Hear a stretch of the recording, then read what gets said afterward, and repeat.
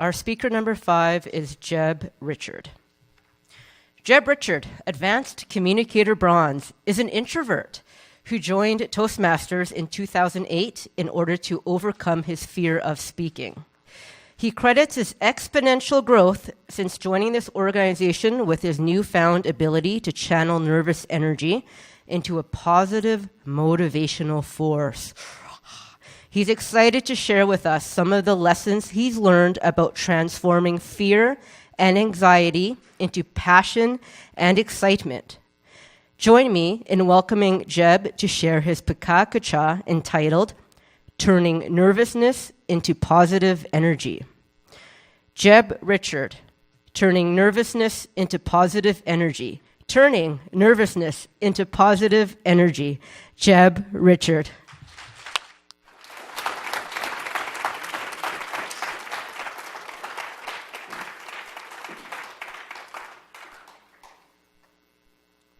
If you had the opportunity to present a message to dozens or even hundreds of people, how would you respond? If you were handed a microphone and had a captivated audience just waiting to hear what you had to say, what would you be feeling? For many people, you'd be feeling overwhelming anxiety and fear. You might be wondering if experienced speakers, the kind who stand in front of an audience like this, still feel anxiety when they speak.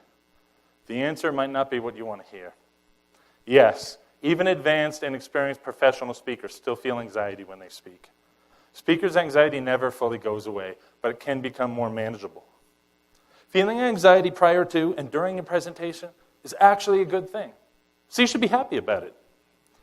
It means you care, and your audience can sense that.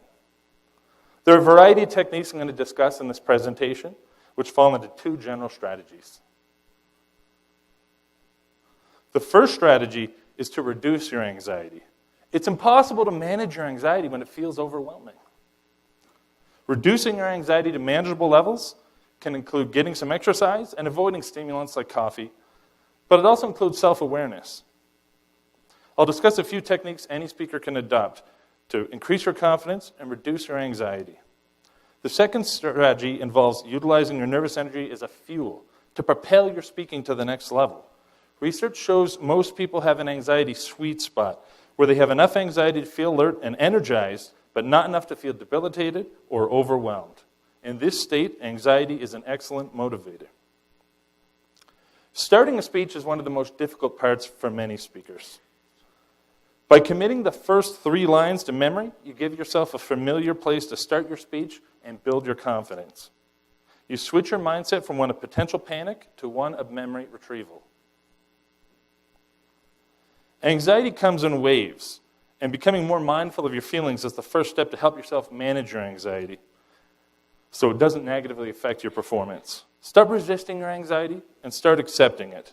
For most people, anxiety is inevitable, and the more you worry about it, the worse it gets. Many speakers believe that the key to being a great speaker is to memorize your entire speech, word for word.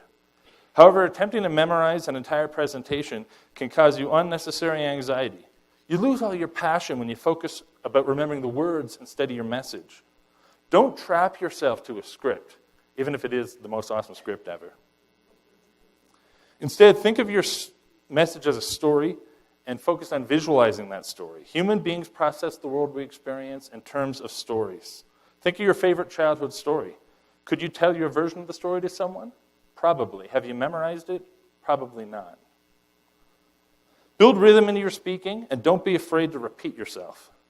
Speaking with rhythm not only helps you remember your speech, but it makes it more memorable for the audience. A big part of speaking with rhythm is using effective pauses. Composer Claude Debussy famously said, "Music is the silence between the notes." Control your breathing. By shifting your breathing rate and your pattern, you can stimulate the body's parasympathetic response, also called the relaxation response. Deep, slow, controlled breathing is not only calming, it helps your vocal quality and improves memory. Do you think anyone in this audience wants to see the performer fail? They came to watch a great performance. In large crowds, people don't engage in ordinary social behavior like smiling or nodding. This is called the bystander effect, but trust me, your audience wants you to succeed, whether they show it or not. Have you ever tried to calm yourself down when you're feeling anxiety? It doesn't usually work exceedingly well. Instead, try reframing your anxiety as excitement. Anxiety and excitement are both arousal emotions, and it's a lot easier to get from one to the other than go all the way to relaxation. So when you're on stage and you're feeling a little nervous, don't be afraid to jump up and shout, "I'm excited!"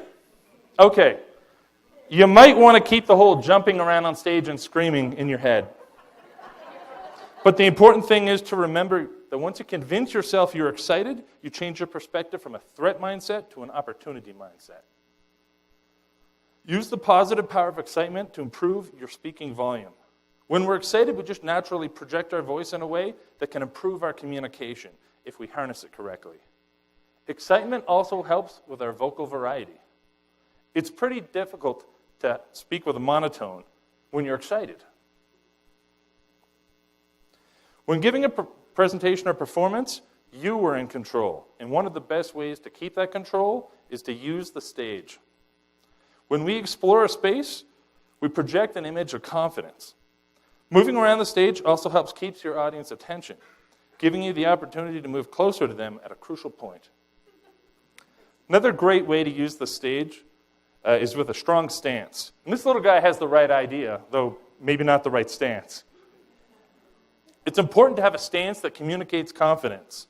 Use your excited energy to stand tall. You're a leader when you're up here, so stand like it. The best, most charismatic speakers know the importance of using hand gestures and body language. Data from TED Talks shows that their most popular speakers average twice as many hand gestures as their least popular speakers. Many speakers use subdued or muted gestures. Don't be afraid to be a little theatrical and exaggerate your emotions. Not all presentations are monologues. Many presentations within and outside the Toastmasters program are dialogues or facilitated discussions, or may include question and answer periods.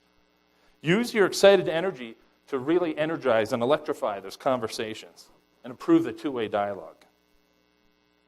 When you speak, your nervousness and vulnerability is a part of what makes you real and relatable. Vulnerability is how human beings build relationships, and to be an effective speaker, you need to be able to build a connection with your audience. There's a power to vulnerability. Embrace it by transforming your nervous energy into positive power. Thank you.